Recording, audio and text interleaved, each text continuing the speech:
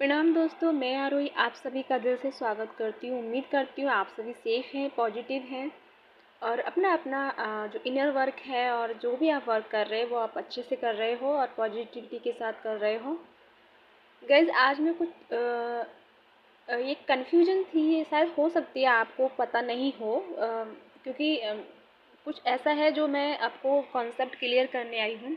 वो ये कि मेल और फीमेल यानी कि डिवाइन फेमिनाइन और डिवाइन मैस्कुलिन, बट होता ये है कि इनकी एनर्जी कभी कभी एक्सचेंज हो जाती है। जैसे कि डिवाइन फेमिनाइन की एनर्जी मेल बॉडी में आ जाती है और डिवाइन मैस्कुलिन की एनर्जी मेल बॉडी में सॉरी फीमेल बॉडी में आ जाती है। तो ये एक्सचेंज जो एनर्जी होती है उसका आपके लाइफ में क्या इफ़ेक्ट पड़ता है और ये सब क्या है जो आप नहीं समझ पाते हैं। बिकॉज जब मैंने रात को गाइडेंस दी थी वो समझ जाएंगी मैं जिसके लिए बोल रही हूँ। जब मैंने उनको गाइडेंस दी थी तो उनकी जो सोल थी वो थी तो वो फीमेल, बट उनकी जो सोल थी वो थी डिवाइन मैस्कुलिन की, और उनका जो पार्टनर है काउंटर पार्ट सोल उनकी एनर्जी है मेल फीमेल फेमनाइन एनर्जी की। तो इसके लिए जो उनके मतलब कि उनके आपस में जो प्रॉब्लम क्रिएट हो रही थी वो हो रही थी ईगो की। तो बताओ ईगो की एनर्जी ऐसे क्यों होती है? वो इसलिए होती है कि मेल जो एनर्जी होती है वो आप जानते हो बहुत स्ट्रिक्ट बिहेवियर होता है। वो हर चीज़ में एक तरह से बैलेंस बना के चलने वाली एनर्जी होती है। वो इमोशन से ज़्यादा जैसे कि अपनी बाहर की लाइफ में बोलूँ या फिर कुछ भी ऐसा इनर इनर की फीलिंग, वो हर चीज़ में बैलेंस के बारे में सोचते हैं। वो सोचते हैं फ्यूचर एंड पास्ट तब जब के बारे में सोचते हैं तो वो दोनों की तरफ बैलेंस के लिए ही सोचते हैं। वो किसी भी इमोशन में आकर कोई भी फैसला या डिसीजन नहीं करते। ये खास करके डिवाइन मैस्कुलिन की खासियत होती है। बट जब डिवाइन फेमिनिन की अगर मैं बात करूँ तो वो उनकी जो एनर्जी होती है वो ऐसी होती है, बहुत केयरिंग वाली, लव वाली, और वो कभी डिसीजन नहीं लेती हैं। डिसीजन बाद में लेती है, पहले एक्शन लेती हैं। जो डिवाइन फेमिनिन की जो एनर्जी होती है वो ये है कि सोच तो बहुत लेती हैं लेकिन सोचने से पहले वो इस चीज़ को अंजाम दे देती हैं किसी भी चीज़ को। लेकिन जब वो कुछ ऐसा उल्टा सीधा वो उनका जो एक्शन लिया हुआ होता है, जब कुछ थोड़ा सा उसमें प्रॉब्लम क्रिएट होती है तब वो बाद में सोचती है। राइट, एक टॉपिक एक पॉइंट ये क्लियर हुआ। दूसरा मैं ये कहूँगी कि जो ईगो वाली जो फीलिंग होती है आपस में वो इसलिए होती है क्योंकि फेमिनाइन चाहती है कि उसको इम्पोर्टेंस मिले, अपने डीएम से इम्पोर्टेंस मिले, और डिवाइन मैस्कुलिन चाहते हैं कि वो उनको प्यार दें। दैट कि भले ही वो उनको केयर ना दिखाएं बट वो उन्हीं पर ट्रस्ट करें, उन्हीं पर भरोसा करें और उन्हीं को बिना कहे समझें। यानी कि मेरा कहने की ज़रूरत ना हो, उससे पहले डिवाइन फेमिनाइन समझें। बट ऐसा होता नहीं है क्योंकि यहाँ दोनों ही एक दूसरे से उम्मीदें करते हैं। डिवाइन फेमिनाइन की काफ़ी उम्मीदें होती हैं, काफ़ी इमेजन तरह से सोचती हैं। वो बहुत इमेजन या कल्पना करती हैं कि जब डीएम मेरे साथ होंगे तो ये ऐसा होगा, वैसा होगा, हम यहाँ जाएंगे, वहाँ जाएंगे, एनीथिंग। जो भी अपनी अपनी फीलिंग होती हैं, सबकी अलग अलग फीलिंग होती है, तो इस तरह से इमेजिन करती हैं। लेकिन जब डिवाइन मैस्कुलिन की बारी आती है वो भी सब चाहते हैं, बट वो मैंने बोला ना बैलेंस।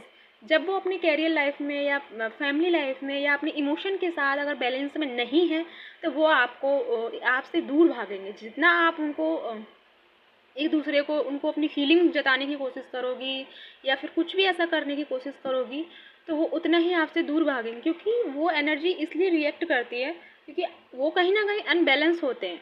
किसी ना किसी चीज़ पर वो अटके हुए होते, जिस चीज़ जब तक वो उस चीज़ को सॉल्व नहीं कर लेते तब तक डिवाइन मैस्कुलिन किसी आगे डिसीजन नहीं लेते हैं। ये खासकर उनकी खासियत होती है कि जब तक किसी चीज़ को वो कंप्लीट नहीं कर देते तब तक वो दूसरा चीज़ के बारे में नहीं सोचते। हालांकि उनको थॉट आते हैं, फीलिंग होती हैं, बट उससे ज़्यादा वो इम्पोर्टेंट उसी वर्क को या उसी चीज़ को देते हैं जो अनकम्प्लीट होती है। उसे पूरा करने के लिए उस पर फोकस रहते हैं, बट उस चीज़ में उस टाइम वो चाहते हैं कि डिवाइन फेमिनाइन उनको समझे, सपोर्ट करे। बट होता यहाँ पे इसलिए है कि डिवाइन फेमिनाइन इतना नहीं समझ पाती है कि वो परेशान है या कुछ और उनकी फीलिंग है, क्योंकि वो डीप में नहीं चली जा पाती हैं।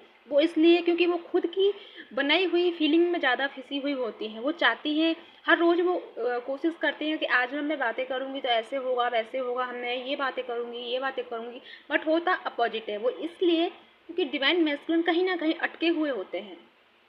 जब तक वो उस चीज़ से बाहर नहीं होते, तब तक वो आपको आपके सवालों का जवाब नहीं दे पाते हैं और आपको वो टालने की कोशिश करते हैं या फिर कोई दूसरा टॉपिक स्टार्ट कर देते हैं, बट उस बात को कंप्लीट नहीं करते हैं जो बात आप करना करना चाहती हैं।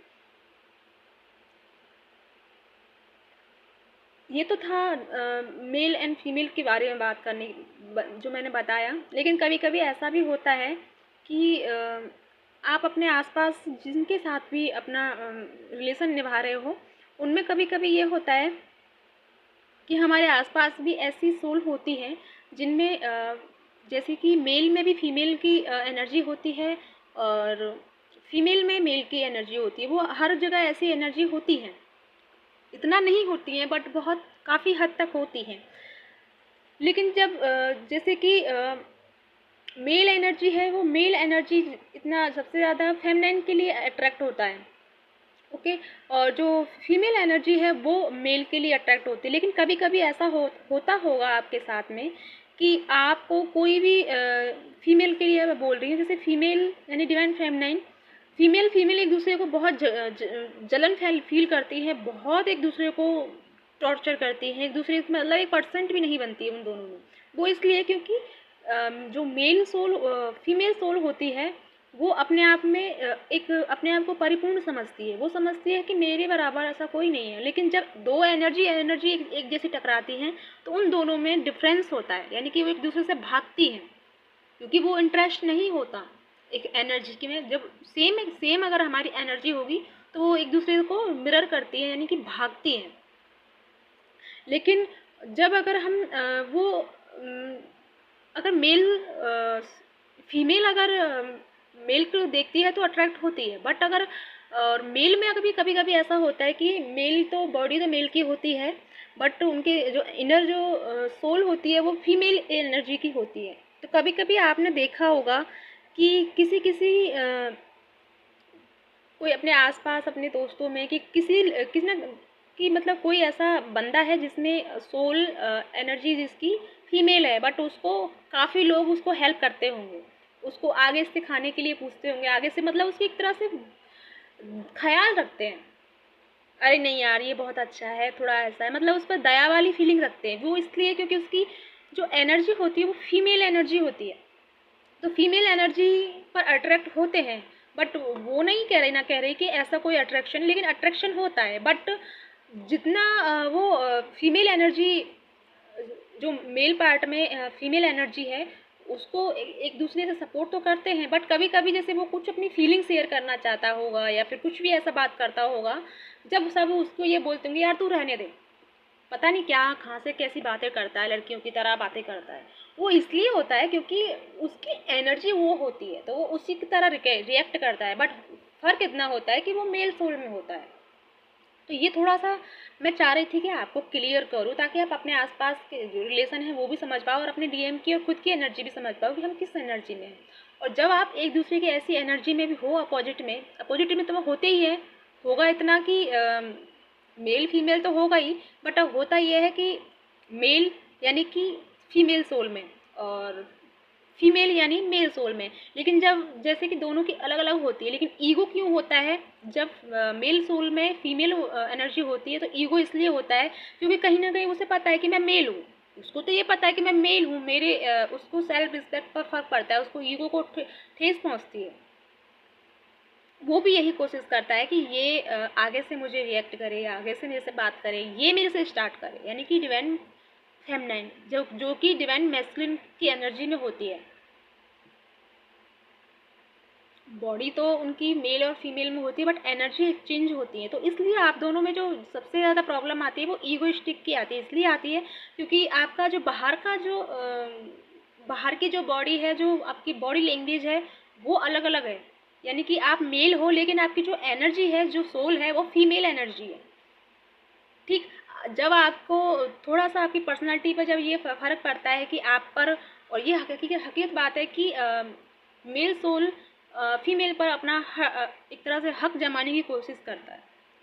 बट अगर रियलिटी में अगर ऐसा होता है तो उनको ईगो फील होता है कि ये मेरे ऊपर इतना हक क्यों जमा रही है, या फिर ये मुझे इस तरह क्यों बोल देती है, जबकि मतलब कि उनको इस तरह का ईगो मतलब प्रॉब्लम होना स्टार्ट हो जाती है। हालांकि उनकी सोल तो एक अलग डायमेंशन की है, यानी कि फीमेल है, बट उनको फ़र्क इसलिए पड़ता है क्योंकि बॉडी लैंग्वेज एक दूसरे की अपोजिट होती है, सोल के अकॉर्डिंग नहीं हो पाती है। लेकिन ये बहुत कम लोगों में होता है, लेकिन जिनमें होता है ये प्रॉब्लम स्टार्ट होती है। तो उनके लिए यही कहना है कि एक दूसरे को थोड़ा सा समझने की कोशिश करें। अब आप समझ चुके हैं कि जब आप इस एनर्जी में हैं तो आपको रिएक्ट कैसे करना चाहिए, आपको उस चीज़ को लेकर चलना चाहिए।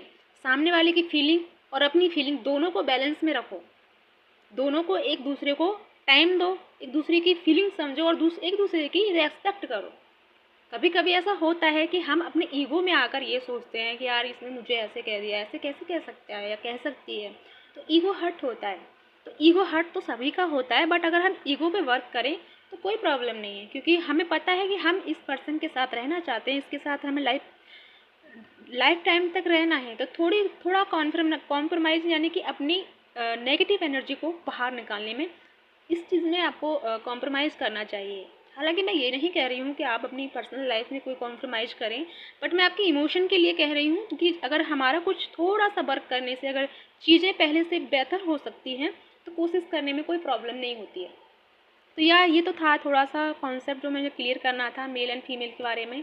और गाइज़ मुझे ये बताएं कि आज मैं आपको गाइडेंस दूं या नहीं, क्योंकि आज ये वीडियो हो जाएगी तो आप लोगों को चलेगा मैं 2 वीडियो डालती हूँ तो बस गाइज़ मुझे बताइएगा कि मैं अगली वीडियो आज दूं या कल दूं। मैं सोच रही थी डिवाइन फेमिनाइन के लिए मैं एंजल्स की तरफ से जानना चाह रही थी कि वो उनके लिए क्या अपॉर्चुनिटी लेके आ रहे हैं और क्या ऐसा है जो उनको जानना चाहिए, और क्या उनकी लाइफ में यानी कि 7 डे तक उनकी लाइफ में क्या आने वाला है और क्या नहीं, और क्या गुड न्यूज़ है और क्या ऐसा चीज़ है जिससे उनको बचना चाहिए।